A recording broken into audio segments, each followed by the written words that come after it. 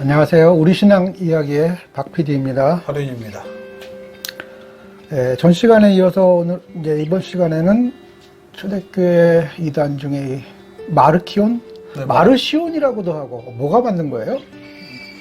영어식 발음이겠죠? 마르시온, 마르키온이 맞는 발음이겠지. 이 영어 발음을 하면서 발음이 엄청나게 망가진 게 많거든요. 예. 마르시온을 이해하려면 영지주의를 어떻게 정의했느냐가 되게 중요해요. 예. 영지주의가 지금 뭐 기록으로는 2세기 때까지, 200년 때까지, 그러니까 이 마르시온주의가 2세기 중반쯤 나오는데 마르시온이 나오기 전까지는 영지주의가 판을 쳐요. 영지주의가 판을 쳤다는 얘기는 뭐냐면 바울의 기독론이 끊임없이 공격을 받았다는 걸 의미합니다.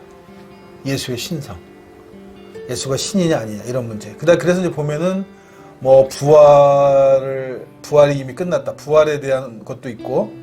육체적으로 예수가 육체로 온다는 거 이런 것도 하여튼 이런 것들이 뭐냐면 우리가 기본적으로 알고는 바울의 기독론을 철저하게 의심했었다는 거죠. 이게 이미 잘 못 잡았다는 것이 되는 거예요. 오히려 그 영지주의라고 이단이라고 정리했던 그런 것들이 더 팽배했다는 거죠. 거기에 반향이 나오는 게 마르시온입니다.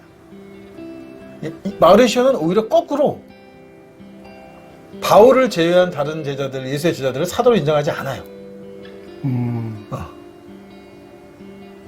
근데 재밌는 거는 그 철저하게 바울의 입장에서 모든 걸 이해하거든요. 오로지 바울의 기독론만을 숭배하는 것들이 얘네들이 마르시온의 특징인데 바울만이 오로지 예수의 가르침에 진짜 진정한 스승이라는 게 마르시온이란 말이에요. 근데 기독교가 이것도 이단으로 만들어요. 여기 마르시온은 조금 헷갈리는 게 네. 이원론적인 그런 신관이라든지 가연설이라든지 네네. 이런 것들은 또 받아들여요. 영지주의 주장은. 왜냐하면 로마 사람들이니까. 그건 자기는 어렸을 때 배운 철학이라 그거는 못 바꾸죠. 그러면서 바울의 입장에 선단 말이에요. 예. 바울의 입장에 서기 때문에 오히려 또 이제 반유대적인 모습을 보이고. 예. 그러니까 극단적인 로마주의자들인 거죠. 이거를 기독교적으로 이해하지 않고 세력적으로 이해하면 기독스러운 로마 쪽 주의자들이라는 거예요. 즉, 이 거지 같은 놈들이라고 불렀던 에비온을 팔브레의 거지 같은 자식들이라고 불렀던 그 세력의 꼴통들이 마르시온들인 거예요. 그러니까 로마교회 입장에서는 얘네들도 불편해. 왜냐하면 얘네들을 그대로 다 수용하면 바울의 가르침을 그대로 따라야 돼요. 로마 기독교 좌파라고 보면 좌파는 거죠. 로마 기독교에서 얘네를 받아들이면 못하는 게 너무나 많아. 로마 교회는 피곤한 일이 엄청 많이 생기죠. 성직자들이. 왜냐하면 은근슬쩍 유대식 제사장 걸 끌어들여서 권위도 가져갔고 뭐 여러 가지 조건들을 달았는데 마르시온주의를 딱 끌고 마르시온을 전폭적으로 지져버리고 나면 혁명이 일어나야 되거든요. 그러니까 여기도 결국은 마르시온은 에비온파를 처리하기 위한 앞잡이를 했었다고 저는 그렇게 봅니다. 얘네를 끌어들여서 에비온파를 정리하는 거죠. 그러니까 이 이른바 정통이라고 하는 제가 보기엔 별로 실체도 없어 보이는데 네네. 정통이라고 하는 사람들은 얘를 이단으로 만들기 위해서 얘 이론을 끌어오고 얘 이론을 끌어다가 얘를 이단으로 만든다 하면 얘도 또 이단으로 만들면서 얘 이론을 또 끌어다가 얘를 이단으로 만들어버린다. 그렇게 이용이 그럼 자기 주장은 별로 그렇게 두드러지게 나타나질 않아요. 그러니까 교회가 마르시온을 전개할 때 보면 얘네들이 그리스도는 육체를 지니지 않는 영적 가연설을 집었거든요. 예. 바울을 지지하면 가연설일 수가 없어요. 정말 재밌는 건 바울의 신학을 놓고 보면 바울은 가연설이거든요. 그 얘기는 뭐냐면 결국은 마르시온을 잡을 때는 가연설을 잡았다는 거예요. 로마 사람들의 철학이었던 가연적 성향을 갖고 있었던 거를 그걸 마르시온이 엮어서 잡은 거지. 마르시온이 순수하게 바울주의자들이라면 절대 가연서일 수가 없어요. 왜냐하면 바울에게는 예수가 살아있는 실체고 그리고 성령으로 태어난 사람이어야 하고 진짜 사람이었기 때문에 아담이 지은 원죄를 해결할 수 있고 이런 것들이 바울론의 기독론의 기초인데 그거는 유대교적 성향이잖아요. 네, 그게 바울의 성향이잖아요. 그게 바울은 그 부분은 바울이 지극히 유대교적으로 설명한단 말이에요. 근데 바울론자라는데 이거를 가현설로 설명했다? 이거는 말이 안 되는 거예요. 실제로 마르션이 그랬을 리가 없다는 거지. 마르션을 잡으려니까 누군가 그 중에 하나가 가연설을 주장했든가 얘네들이 전반적으로 철학적인 사고를 가연설로 하고 있으니까 이렇게 잡아서 마르션을 잡기 위해서는 가연설밖에 없는 거지. 잡으려면. 뭐 어떻게 보면은 바울 사상 자체가 하기야 뭐 유대교의 정체성을 뿌리를 둔 이 로마로 말하자면 유대교적 정체성을 둔 로마인으로서의 모습이 이 바울 그쵸. 그리고 그게 그 모습이 그냥 자신이 주장하는 종교적인 어떤 그런데 그대로 다 투영이 돼갖고 나타나서 굉장히 막 뒤섞여 있는 예, 모습. 그러니까 바울도 저는 한 사람이라고 안 봐요. 유대교를 개혁해서 어떤 유대교의 종교 개혁을 꿈꿨던 바울이 있고 철저하게 로마식 사고방식을 가지고 예수를 설명했던 바울이 그 두 가지를 한데 묶었으니까 아까 지금 이런 문제가 생기는 거예요. 그러니까는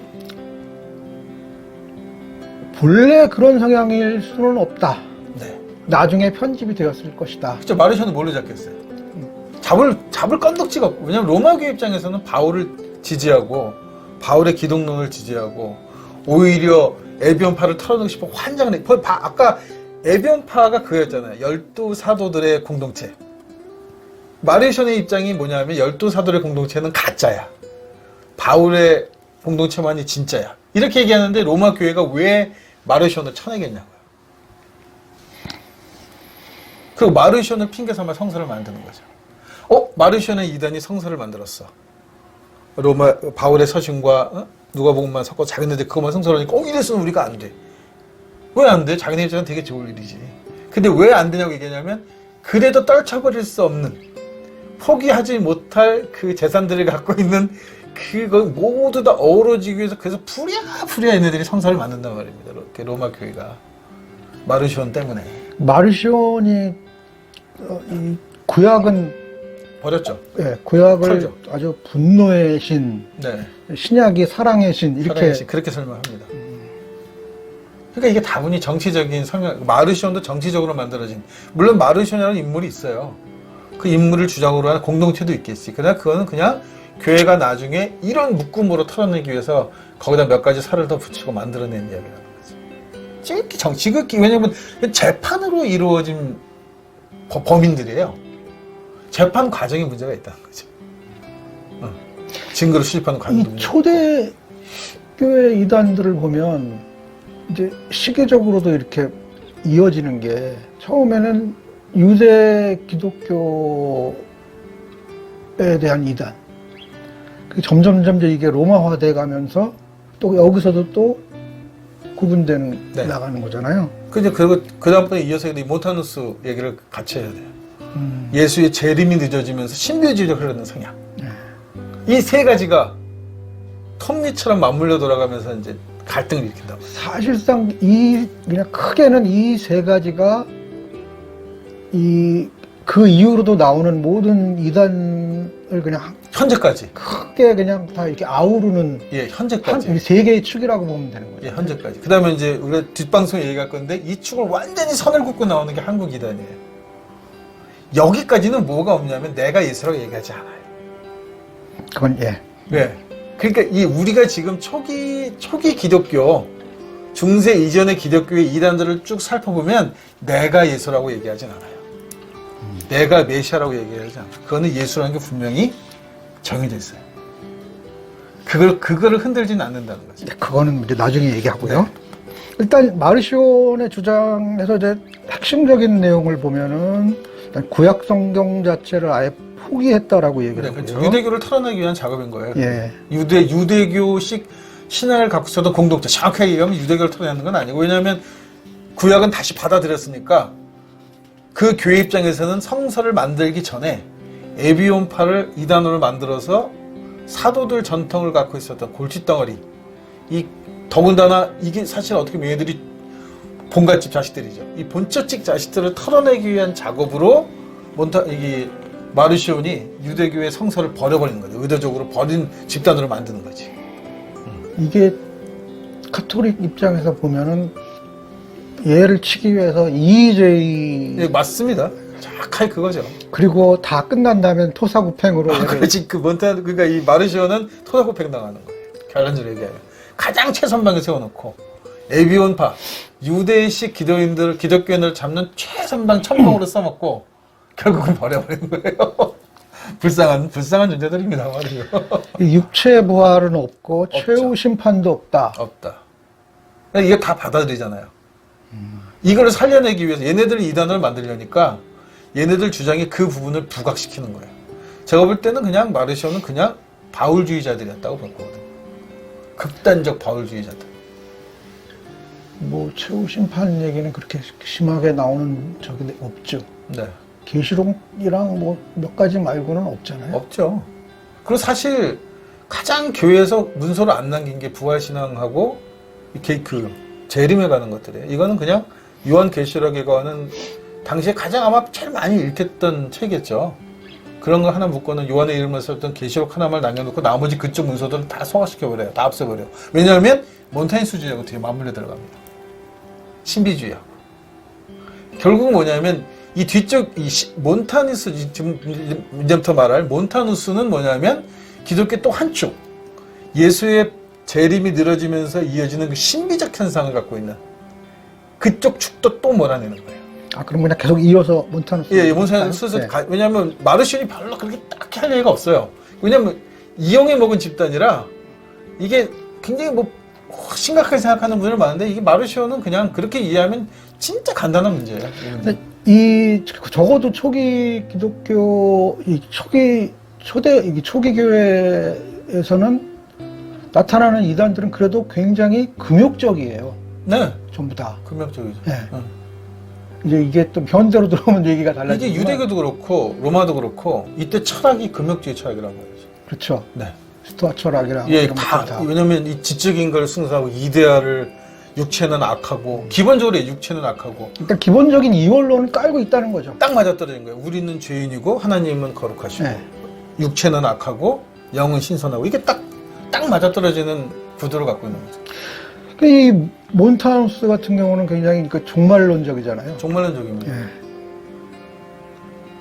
인양반도 뭐 사제였다라고 얘기하는데 시기적으로는 170년 네. 정도까지니까 굉장히 초창기. 다 비슷한 것 같아요. 예, 비슷비슷한 시기에 다 맞물려. 왜냐하면 이때가 이제 국교가 아직 되기 전이다 보니까 이게 누가 컨트롤 타워가 없죠. 일괄적으로 누가 쥐고 이렇게 흔들 수 있는 사람이 없다 뭐 보니까. 사제도 있고 그런 걸로 봐서는 교단이 있었나? 공동체들이 있었다고 봅니다. 공동체들 형태로. 그래도 이제 국교 이전에도 이 로마 카톨릭하고 동방 교회들이 있어요. 또 나눠지기는 하잖아요. 그러니까 굉장히 개교의 중심적인 거예요. 그리고 비슷한 성향의 모임의 사람들끼리 세력을 형성하는 거죠. 이게 이제 주로 전파됐던 게 유대인들, 디아스포라에서라고 먼저 가정을 하면 굉장히 이해가 쉬워져요. 디아스포라들은 자기네 비슷한 성향을 가진 사람들끼리 모여서 공동체를 만들어요. 거기에 랍비를 하나 선정하는 거죠. 그래서 그 랍비에 의해서 공동체가 운영이 되고 서로 뜻이 많으면 화합해요. 정치적인 이유나 무슨 세력적인 이유로. 느슨한 이 공동체. 예, 그렇게. 그러니까 결국은 이 교회가 무슨 알렉산드리아니 남아프리카 중심의 이 교회들이 그게 무슨 걸 의미하냐면 그 지역 공동체들이 자기네 이익을 위해서 모이게 되면 그게 하나의 집단처럼 보이는 거죠.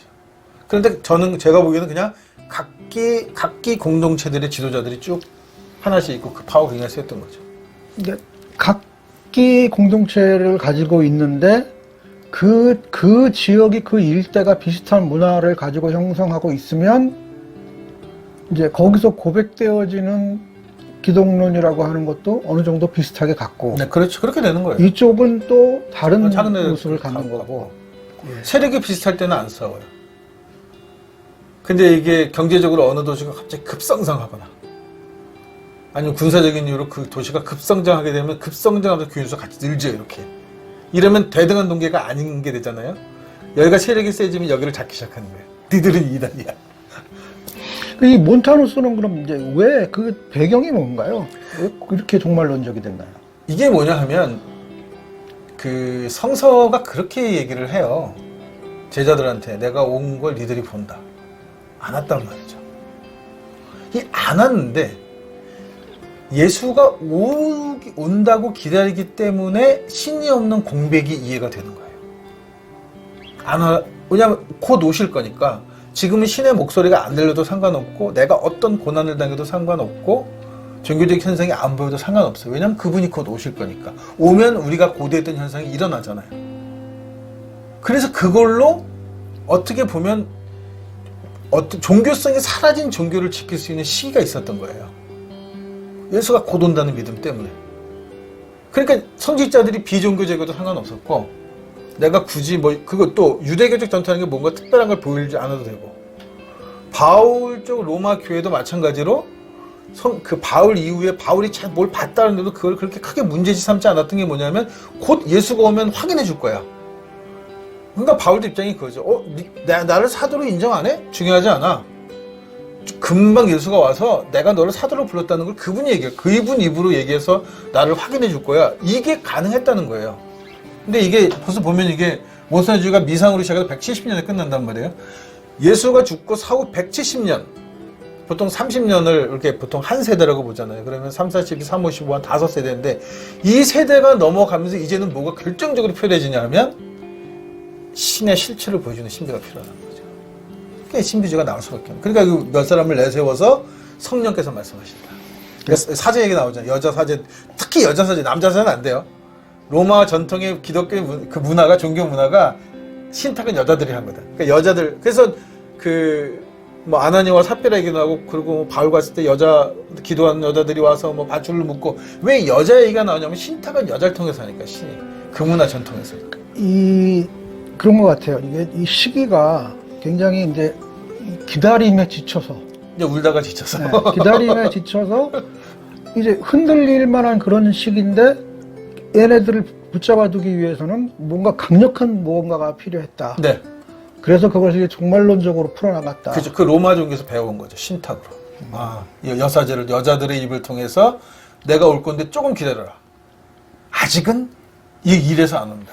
여기 이 몬타누스 이쪽 몬타누스 파에 그 터툴리안 여기에 이제 들어갑니다. 들어가게 된다고. 네네네. 굉장히 이제 가장 강력한 우군을 맞이하게 되는 거죠. 우군을 맞이하게 되는 거죠. 네. 왜냐면 그럴 수밖에 없어요. 왜냐면 예수가 안 오는 것에 대한 설명을 해야 되거든요. 누군가는. 근데 여기서도 또 이 만인사제직 얘기가 나와요? 그럴 수밖에 없는 거죠. 왜냐하면 내가 나만 알고 있다고 얘기하면 못하게 되는 거예요. 사도가 없잖아요. 애들 다 죽었어. 제자들 없어. 직통 제자라고 얘기하면 사람이 마땅치 않은 거예요.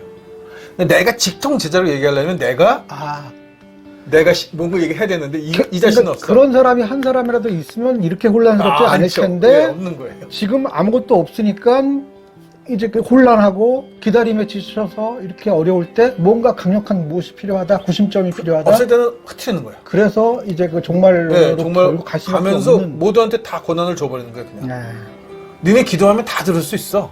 이렇게 얘기하면 엄청 편하거든요. 그러면 행정적인 리더만 하면 돼요. 영적 리더가 필요 없고 내가 이 조직을 관리하는 관리자 역할만 잘하면 돼요. 그래서 만인사제는 그렇게 이용해 보는 거죠. 여기서는.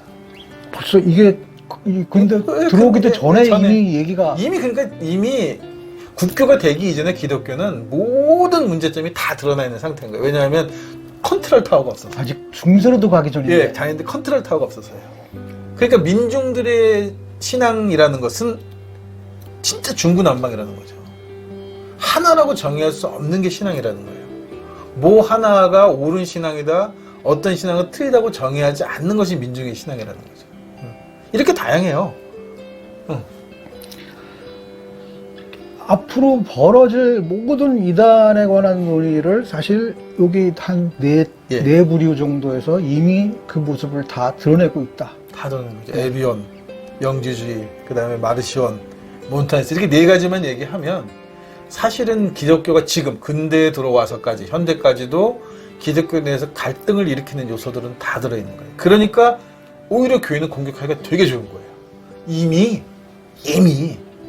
300년 이전에 다 우리가 이단으로 정죄했던 일이야. 이렇게 얘기하는 거죠. 알겠습니다. 네, 오늘 시간 여기까지 하겠습니다. 네.